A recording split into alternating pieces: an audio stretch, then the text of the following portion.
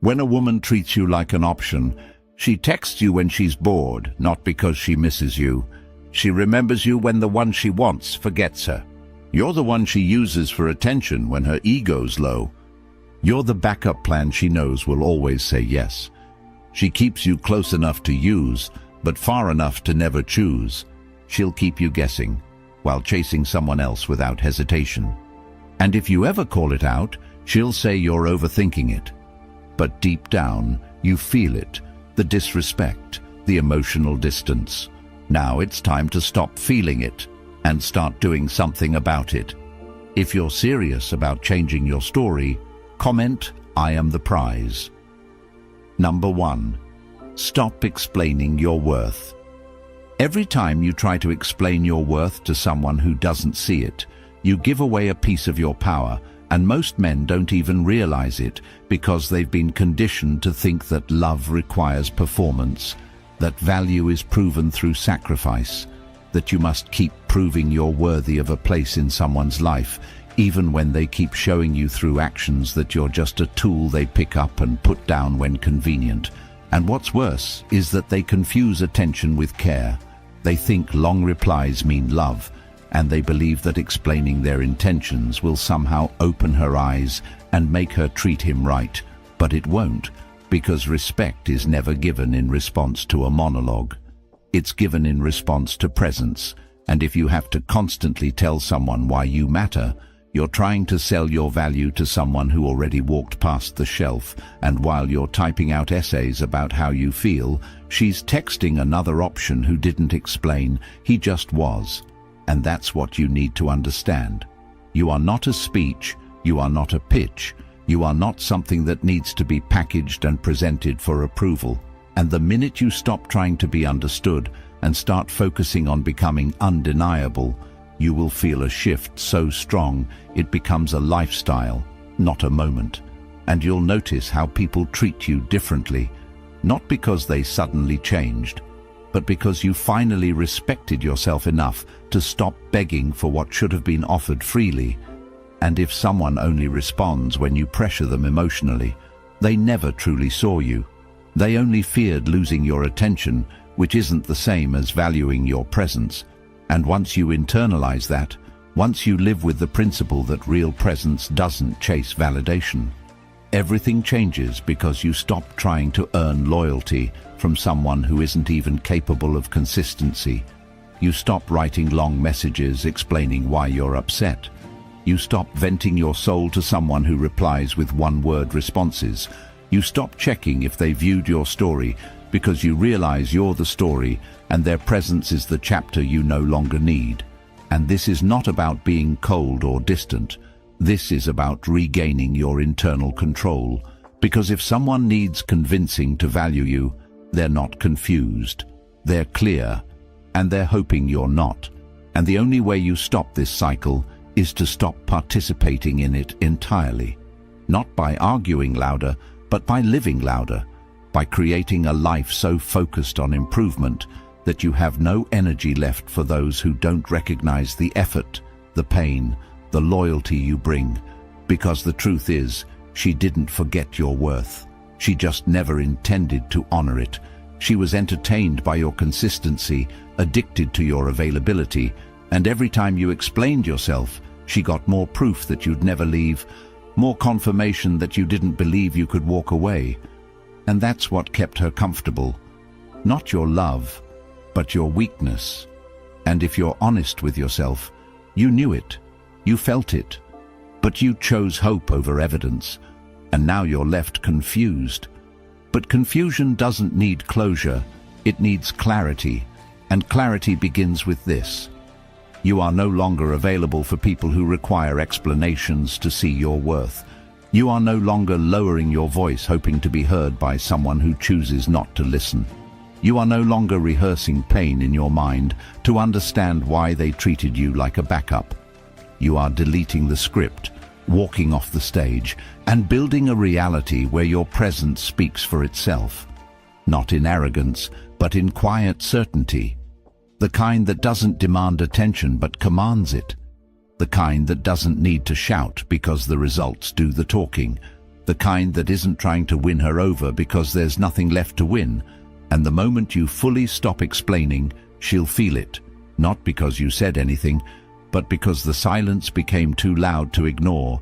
And by the time she wonders what happened to the man who used to pour out his soul, you've already become the man who no longer needs to, not because you've changed who you are, but because you finally remembered what you've always been: enough, valuable, worthy, without needing permission or approval. And now it's her turn to explain what she lost, but you won't be listening anymore. And if you're ready to stop explaining and start evolving, the Stoic relationship blueprint was written for you. A deep, timeless guide packed with the principles you were never taught, but always needed. It's more than a book. It's a mindset reset, a path to clarity, power, and emotional control. And now it's available as an audiobook too, so you can start transforming your life while walking, running, even driving. No distractions, no more delays. You'll own it forever, with lifetime access to the knowledge that makes you untouchable to the games you once fell for. The link is in the comments. Number 2. Set boundaries and stick to them. Most people say they have boundaries, but what they really have are suggestions, temporary limits. They abandon the moment someone attractive disrespects them.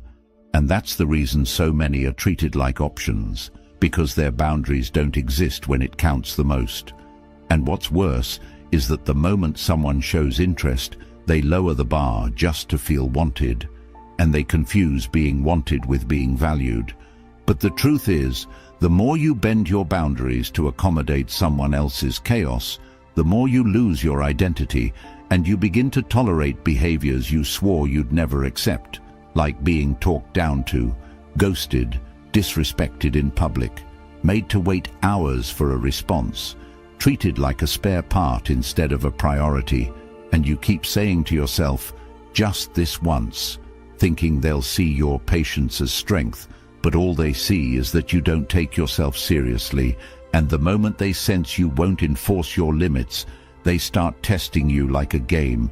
They know they can keep playing without consequence. And that's not because they're evil. It's because you gave them permission to try. And every time they disrespect you and you stay, you reinforce the idea that their behavior is acceptable. And this is where most people get it wrong. They think setting boundaries means being angry, shouting, demanding change.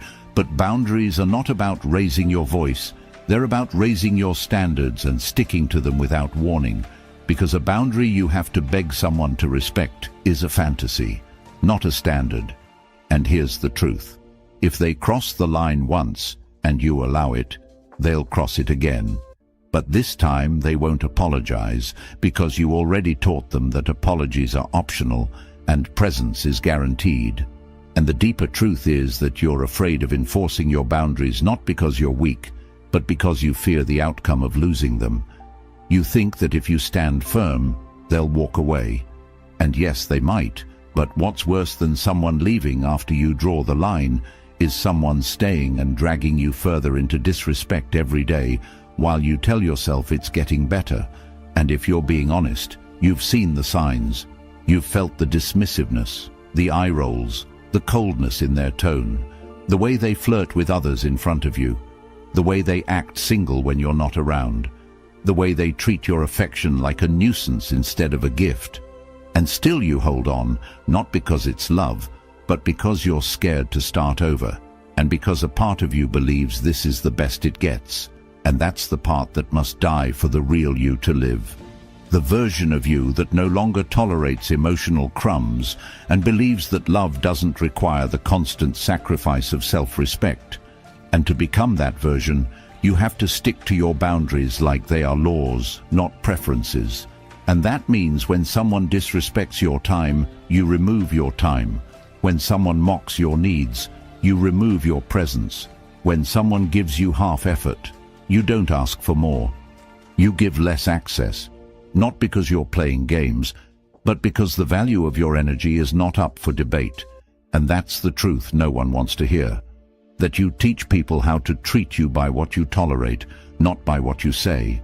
And if your actions don't match your words, Your words mean nothing, and if you say, "I won't tolerate disrespect," but still answer calls from people who disrespected you last week, then your standard is fake, and people will treat you accordingly, because the ones who truly value you won't even come close to testing your boundaries.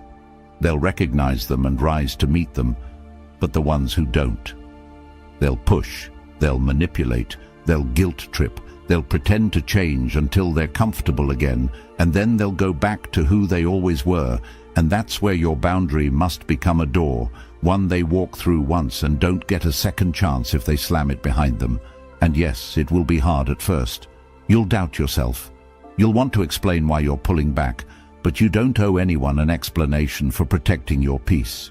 You don't need to justify your standards to someone who keeps proving they don't meet them. And the moment you stop negotiating with people who test your limits, you'll feel something strange. Peace. Not because life is perfect, but because the wrong people no longer have access to interrupt it, and that peace. It becomes addictive, it becomes your new baseline, and you'll start to see every message, every invitation, every request, not as a compliment, but as an access request. And unless their behavior aligns with your boundaries, the answer is no. Without guilt, without second guessing, without thinking, maybe you're being too harsh, because you're not. You're just finally being honest about what you deserve. And if that honesty cost you people, they were never assets in the first place. And every time you enforce a boundary and lose someone, you don't lose, you gain clarity. And in that clarity, you'll build a life where you no longer fear being alone, because you know being surrounded by people who make you feel invisible is far worse than solitude. And that's the switch, the shift, the reset. When you finally understand that boundaries are not about keeping others out, they're about keeping yourself intact. And the moment you honor them without hesitation, you stop being an option and start becoming a standard. Number 3. Focus on your goals. Every second you spend thinking about someone who's treating you like a backup is a second you steal from the life you could have built. And what most people don't realize is that distraction is the most dangerous poison, not because it kills you instantly, but because it slowly erodes the drive inside you. It turns your mind into a screen where her name keeps playing on loop, and you start checking your phone instead of checking your progress. And what makes it worse is you don't even notice it happening. You think it's just a phase, a rough week, a temporary heartbreak. But it's not temporary if it becomes your default. And when your focus shifts from your mission to her attention, you've already lost, not because she took your power, but because you gave it away voluntarily. And this is where the truth hits hardest. She doesn't care if you're distracted. She doesn't care if your dreams fall apart while you wait for her to reply, because to her, your silence means nothing if she's still entertained elsewhere. And the only way you rise from this trap is by cutting off everything that keeps you in the loop of waiting, wondering, hoping, and instead build a system around your time, energy, and mind that leaves no space for emotional parasites. And yes, that means being ruthless with your priorities, because if your goals don't become your obsession, your pain will, and you know this already. You've felt it, the way your productivity crashes when she ignores you, the way your sleep breaks when you imagine her with someone else, the way you say you're fine but can't even focus for 10 minutes without drifting back into old conversations in your mind. And if that's where you are, the solution isn't more motivation, it's structure, discipline, design, and focus. And it starts with this. Set a deadline. Pick one target that would change your life if you hit it, whether it's money, health, skills, or freedom, and go all in, not halfway, not when you feel like it, not when she's acting right, but now, even in the pain, even in the heartbreak. Because the truth is, your goals don't care if you're hurting, they only respond to action, and the longer you let distraction hold you back, the harder it becomes to remember who you used to be before she became your center, and that version of you. He didn't wake up checking messages, He didn't delay work because of emotion. He was focused, locked in, silent, building, and it's time you return to him, not by forcing it, but by designing your life so powerfully that you don't have time to sink into overthinking. And that means waking up early, training hard, eliminating digital noise, feeding your mind with direction, and being so locked into your journey that even when she tries to crawl back into your mind, you don't even notice because your reality has outgrown your past. And this isn't about being heartless. It's about being aligned with your future. And once you experience that alignment, once your days are filled with progress and momentum, you'll start seeing everything differently. The games, the tests, the manipulation. And they won't affect you, not because you're numb, but because you've elevated. And elevation changes perspective. So stop asking if she sees your worth, and start becoming the person whose success makes that question irrelevant. And yes, there will be moments where you'll feel like reaching out, like checking her page, like replying to that message. But in those moments, remind yourself what's at stake. Not just pride, but potential. Because every time you chase temporary comfort, you sacrifice long-term power. And one of the most painful truths is this: the people who distracted you during your struggle will never clap when you succeed. So don't wait for their support. Earn your own respect by showing up every day, whether they notice or not. And the more you show up, the less you care who doesn't. Because confidence isn't built by being liked. It's built by being consistent. And if your identity is still tied to whether or not she texts back, you're giving someone else the pen to write your story, and it's time to take it back. Not just to feel better, but to build better, to rebuild the man who's too focused to chase, too busy to beg, too grounded to fall into emotional traps. And that version of you, he's already inside. You just need to shut out the noise long enough to hear him. And that silence begins when you stop needing approval and start needing achievement. When you stop needing her and start needing purpose. When you stop explaining how hurt you are and start proving how powerful you can be after pain. And from this moment forward, you choose goals over games, peace over patterns, clarity over confusion, and you don't ask permission to rise. You just rise one step at a time until the life you're building is so powerful it speaks louder than any explanation ever could. Number 4. Choose growth over closure. Closure is the trap that keeps you checking your phone long after the disrespect ended. It's the lie you repeat to yourself when you're scared to face the truth. It's the excuse you use to stay emotionally attached to someone who already replaced you, and you don't even notice it at first because it wears the costume of logic. You tell yourself you just need to understand, just need to hear her say sorry, just need that one final conversation to make peace. But what you're really doing is giving your power away to someone who already showed you who they are. And here's the hard truth. People don't forget how to treat you. They treat you the way they want to. And when someone consistently treats you like an afterthought, like a placeholder, like a temporary fix for their boredom, you don't need more words. You need distance, and growth begins the moment you realize that the apology will never heal what their behavior destroyed, that the reasons they give won't undo the nights you waited, the texts they ignored, the effort you wasted trying to fix something they broke without remorse. And it hurts, I know, because part of you believed that if they could just explain, it would all make sense. But betrayal doesn't need explanation. It needs elevation.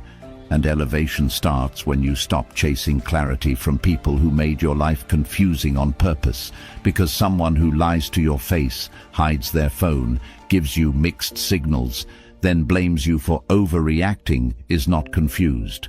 They're calculated. And when you keep opening that door waiting for a better answer, you keep stepping into the same pain that already proved it doesn't change. And this is where most people stay stuck, trapped in analysis, dissecting every word, every text, every silence, hoping that if they just figure it out, they'll finally get peace. But peace doesn't come from decoding her decisions. It comes from making your own. And the only decision that leads to freedom is choosing growth over closure. Because growth is forward and closure is a loop. And every time you wait for closure, what you're really doing is hoping she'll validate the pain she caused. But people who cause pain without care do not offer healing. They offer more delay, and you don't need that. What you need is to break the pattern by becoming unavailable to the person who made you question your value in the first place. And that starts by stopping the chase, not just physically, but mentally, emotionally, spiritually. Stop replaying the memories. Stop fantasizing about her realizing your worth. Stop imagining scenarios where she changes and begs to come back. Because that's not healing. That's hope dressed in fantasy, and it's killing your progress. And you know it, because while you're stuck in the loop of closure, she's out there living, posting, laughing, moving on like you never mattered. And that's the wake-up call.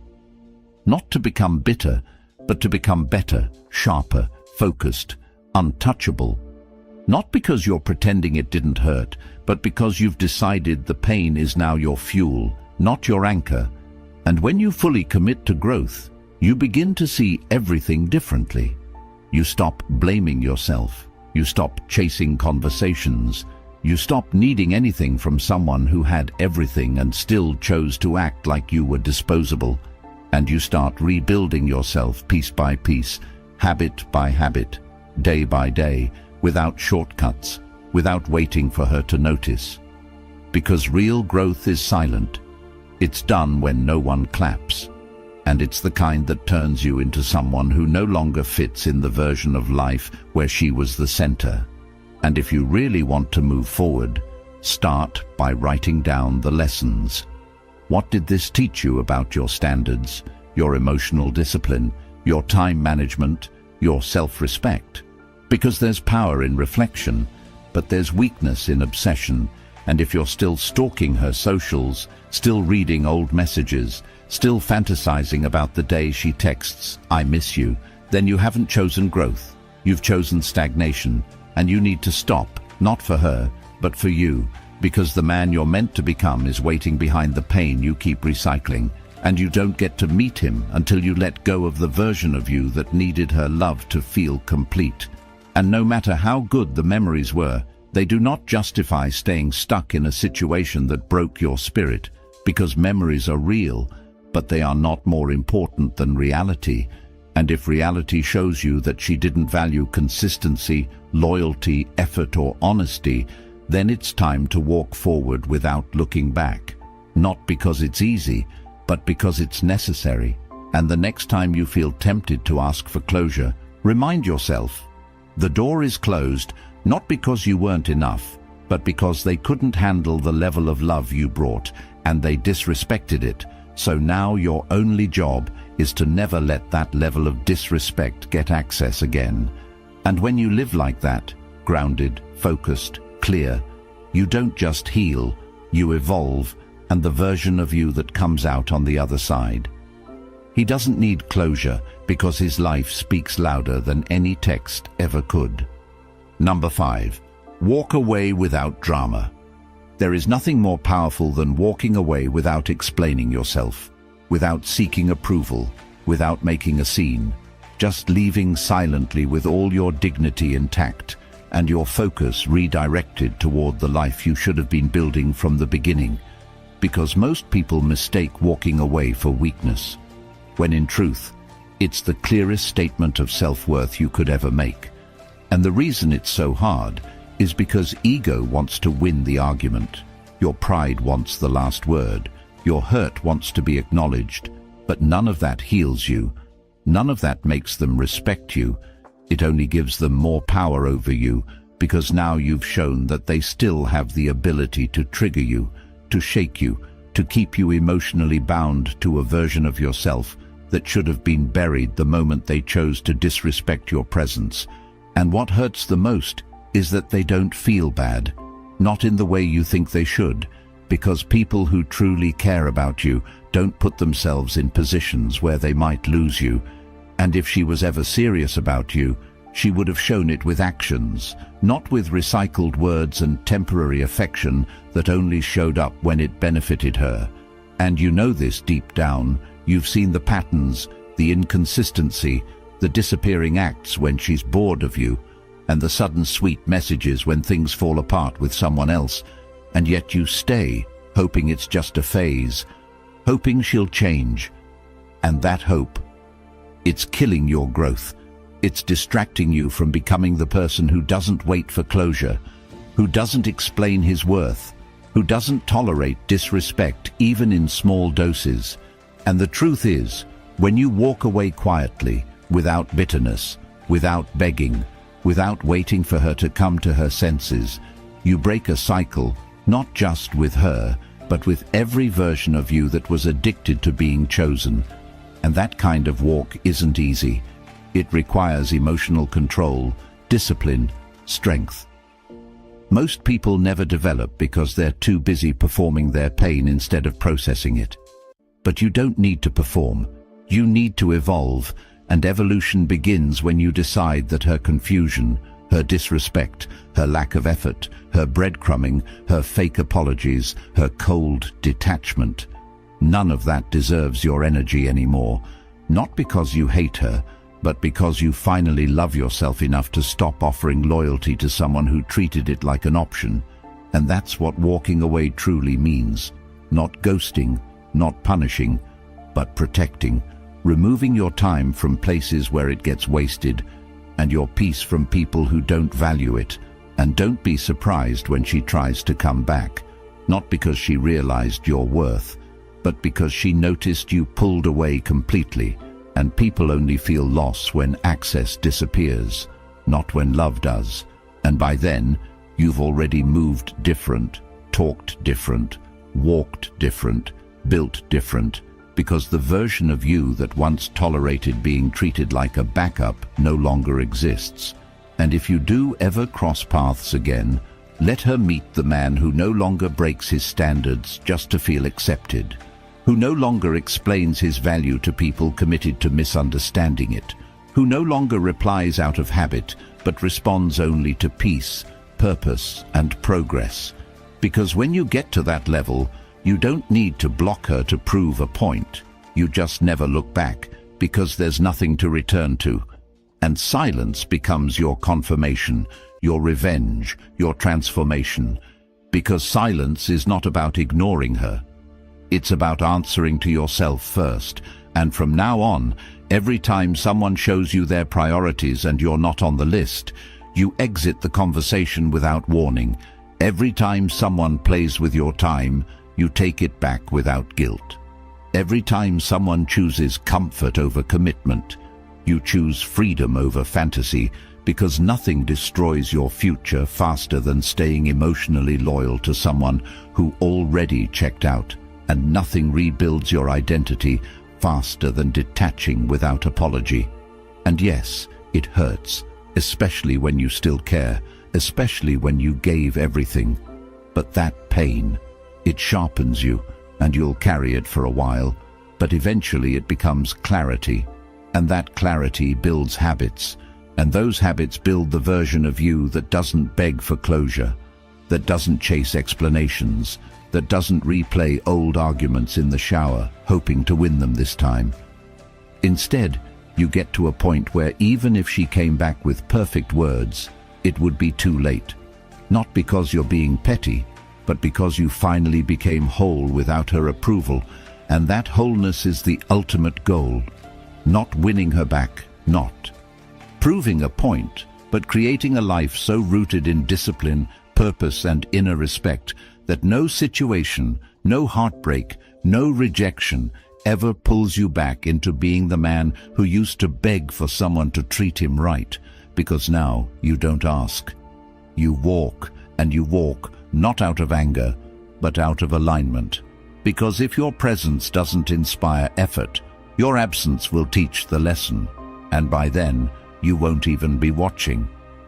If you're tired of being told to be patient while getting disrespected, if you're done being emotionally drained, second-guessed, and treated like a placeholder, then the Stoic relationship blueprint is your next step.